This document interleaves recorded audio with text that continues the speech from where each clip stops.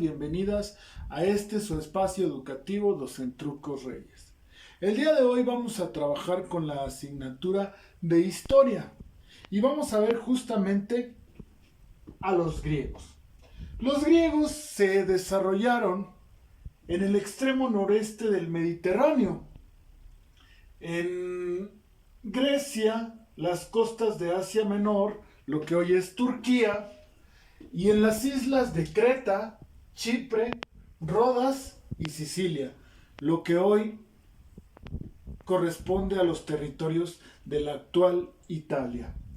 Antes de los griegos existió la cultura minoica, precisamente en la isla de Creta. Desafortunadamente, esta cultura desapareció gracias a la erupción de un volcán cercano. Para los años entre 1250 y 1200 a.C., los micénicos conquistaron la ciudad de Troya, en Asia Menor. Gracias a este dato, pues se inspiró el poema épico de la Ilíada de Homero. Te voy a platicar un poquito de la Ilíada de Homero. Justamente los helenos invadieron Troya, pero Troya tenía unas murallas muy grandes que eran impenetrables. Entonces los helenos decidieron hacerle un regalo con truco al rey, un caballo de madera. Y dentro del caballo de madera, que era muy grande, se escondieron los soldados, y es así como lograron penetrar a Troya y posteriormente conquistarla. Aquí surge también el famoso guerrero Aquiles, que nadie lo podía derrotar en la guerra. Aquiles era el más fuerte, el mejor con su espada, con las armas. Y justamente nadie lo podía derrotar porque la leyenda dice que a Aquiles, cuando era un bebé recién nacido, lo sumergieron en una pila de agua sagrada. Entonces quedó protegido y nadie lo podía matar. Pero al momento de sumergirlo en el agua, lo único que no se mojó de Aquiles fue su talón.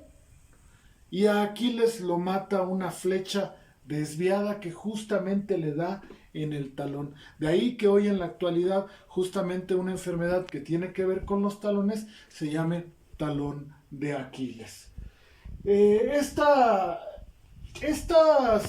ciudades, la ciudad de Grecia, se dividió a su vez en polis, es decir, diversas ciudades. Se organizaban en clanes familiares y posteriormente construían alianzas, y es así como se conformaba una ciudad, una polis.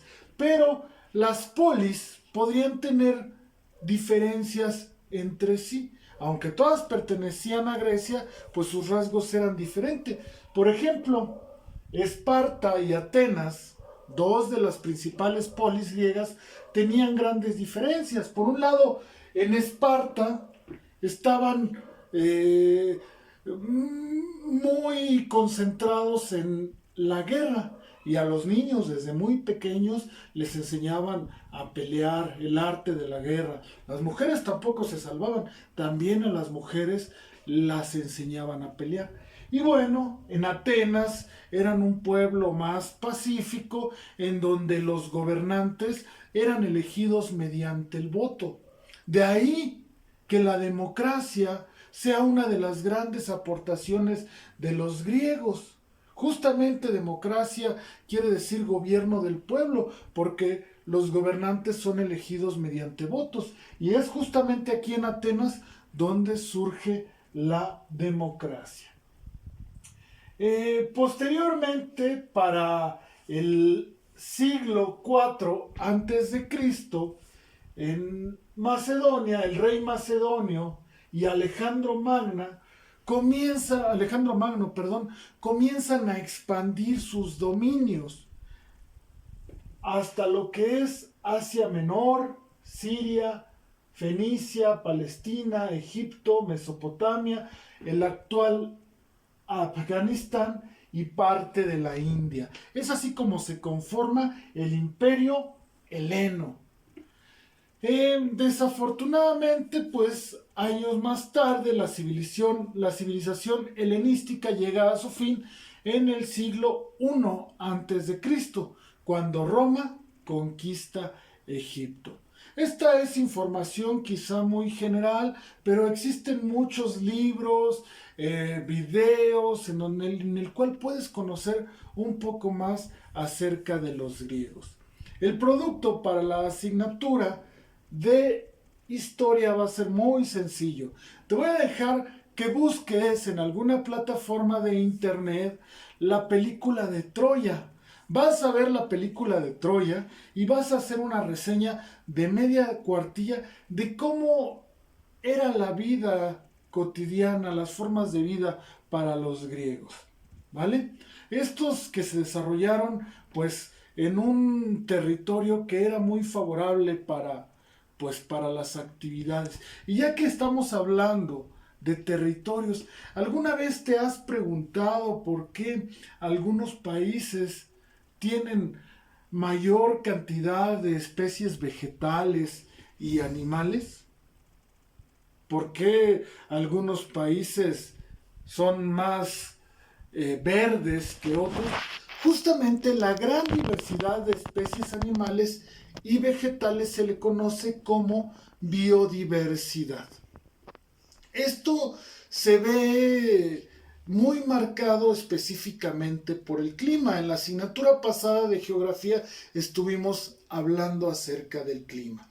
Por ejemplo, en los lugares que están cerca del Ecuador, el clima, al ser más cálido, favorece a que haya una mayor cantidad tanto de especies animales como vegetales. Esto gracias a factores como la humedad, la lluvia, etc. Y conforme nos vamos alejando del Ecuador hacia los extremos de la Tierra, el clima se va haciendo más seco, menos lluvioso. Pero esto no quiere decir que desaparezcan las especies animales. También existen, por ejemplo, los ecosistemas del desierto, en el cual hay animales y plantas que logran resistir esas temperaturas. Encontramos biznagas, cactus que pueden almacenar agua dentro de sí mismos, o algunos animales como las liebres, los alacranes, los coyotes que resisten esas temperaturas. Ahora bien, si nos vamos a las latitudes mayores, entre 50 y 60 grados, más o menos por ahí de Europa y América del Norte, encontramos los bosques de coníferas. Estos se dan en esta zona gracias a las lluvias que son muy abundantes. Es decir, entre mayor cantidad de especies animales y vegetales podemos hablar que un país es más o menos diverso. Existen los famosos países que son megadiversos, los cuales encontramos a Brasil, a Perú, al Ecuador, a Colombia, a México, a Estados Unidos, el Congo, Madagascar, Indonesia, la India y China. ¿Te das cuenta? México está dentro de los países megadiversos. Y esto pues no es casualidad, ya que México cuenta con una gran diversidad. Por ejemplo, tenemos muchos kilómetros de costas con especies marítimas muy variadas. También tenemos bosques, selvas, o si nos vamos al norte del país, pues también podemos encontrar desiertos. Y estos, bueno, pues conforman la biodiversidad de los países, la riqueza y variedad de vida en los países. Espero que te haya agradado la clase del día de hoy. Para ciencias naturales vas a hacer un listado de qué especies tanto de plantas y animales encontramos en cada ecosistema. Por ejemplo, anotas una tabla y le pones desierto y escribes especies animales y plantas que hay en el desierto. Lo mismo haces con la selva y con el bosque.